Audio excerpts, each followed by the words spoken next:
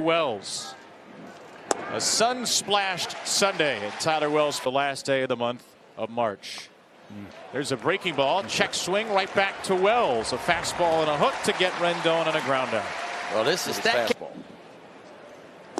Aaron Hicks gets the day off, so Nolan Shawnuel, the rookie, 31 straight to begin his big league career. That's popped up down the left field line. Jordan Westberg gives it a look, but has no play. Yeah, you're going to see 90s and the ability to spin the ball. There's another hook. Looper in a right field will fall in softly for Shawnuel. An on base streak now the first 32 games of his career on a soft single. One out for Mike Trout. And a high fastball called a strike by the. It's not going to vary much from that.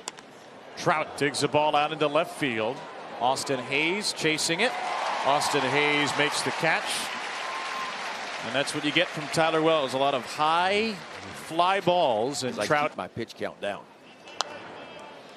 First pitch swing for Taylor Ward, strike one. Ward drills a ball deep to left field. This is going to test the wall, and Ward is going to win the test.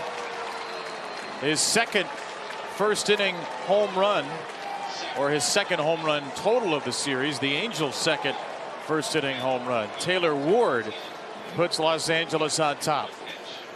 Yeah, this guy can hit some home runs, and again, he got hit in the face. Alek Manoah didn't really play after the 30th of July. And he's got, we saw it. He's got home run power. If he stays healthy with Rendon and with Trout, even though they lost Ohtani, they're going to put some runs on the board. And that's not where Tyler Wells. Where they got hit 6 game days or more, so it's even harder to pitch when you don't get out there. So that's going to change. If the Angels are going to be better in any way after the loss of Shohei Ohtani, who's the most amazing player in the sport, that might be the way. A young pitching staff getting to pitch more regularly. See the numbers against lefties for Mountcastle, because he can do that. Take a slider down and in, dig it into left. Ryan is 4 for 7 with 2 walks on the young year.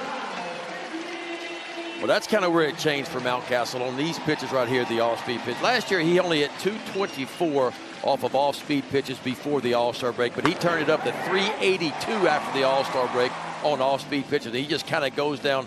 Love how the body got out in front, but man, he kept his hands back enough and found the barrel. Matchup. Tyler Wells today.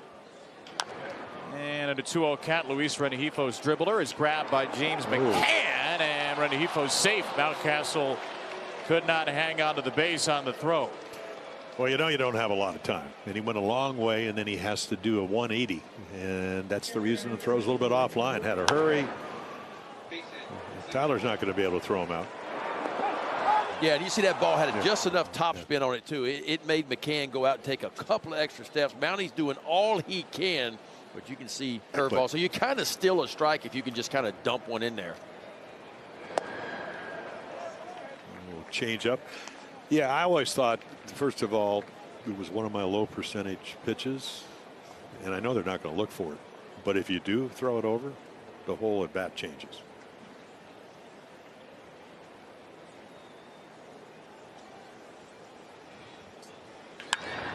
Neto left side, base hit, eludes the leaping Henderson. Rengifo gets the wave around third. He's in to score. And the first time through the order, the Angels are 5 for 9 against Tyler Wells. They take a 3-0 lead. Well, the Orioles kind of beat up on the Angels, but look, they're getting paid to play too. And that's why it's so hard to pull off sweeps. Is the other team's really good too, and the Angels, you're never really as bad as you think you are. You're never really maybe as good as you think you are. The Angels have not played well, obviously, the last 2 days, but they still have an offense. Well, we've also said late in the ball games they've actually swung the bat fairly well. A couple of solo home runs in both games early, and they've hung in there. Now all of a sudden you get somebody that's not pitching quite as well as Grayson Rodriguez or Corbin Burns, and they're trying to take advantage of it. Ron Washington actually called a team meeting after the game yesterday, which is quite early for a team meeting, but he wanted to just remind the Angels basically what you just said, Ben. Don't let this thing get out of hand after just 2 games. There's 160 to go. Rendon to the warning track at center field. Both runners will advance on Mullins. A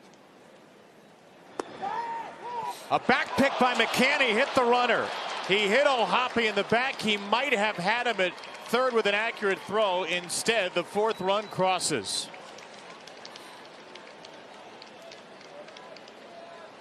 Yeah, that's just bad luck, because he might have got him right here. But a nice job by O'Hoppe. You see O'Hoppe, he takes his lead in foul ground where you're supposed to be, but as he goes back to the bag, he will go back in the baseline for that reason right there.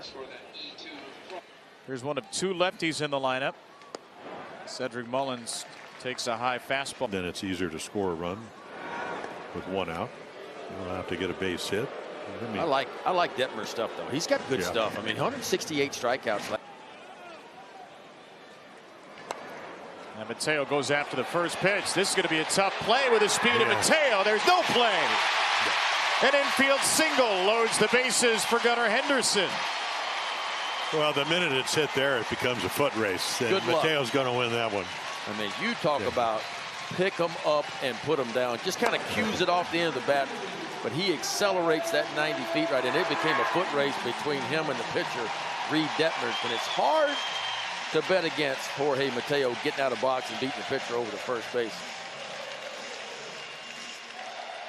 You can see him trying to find the base. Wouldn't have mattered because he beats it, but it took him a while. Another first pitch curveball. We've seen quite a few of those. Well, going back to it and talking to Tyler in spring training, that's what he wanted to do this year. Maybe spin the breaking ball in there a few more times than what he used it last year. Ward down to short. Good pick by Henderson. And Mountcastle had to dig it out at first as well. Well, you saw Hayes and Mullins in the outfield. Mateo, the waiver claim.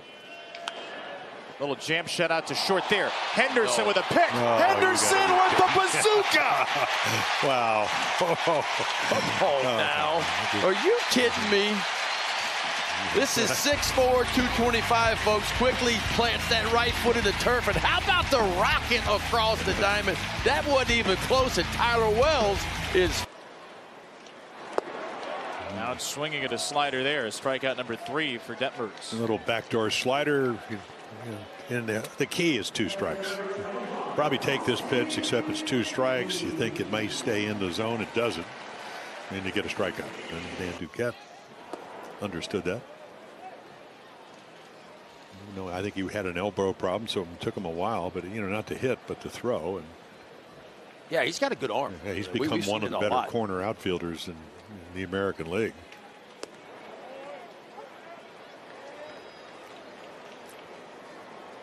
Could be as good as anybody if Judge plays center field. Yeah. If he plays right, well, maybe have to be in second place. Austin Hayes dribbles one foul at the plate. Hayes was a Gold Glove finalist last year. Santander was a Gold Glove finalist a few years ago. Cedric Mullins was a Gold Glove finalist 2 years ago. So none of the 3 outfielders have won a Gold Glove, but they have all been in the top 3 finalists. Brendan Hyde said he thinks it really helps the outfield play as a unit. You know where your partner is going to go. You play together so long.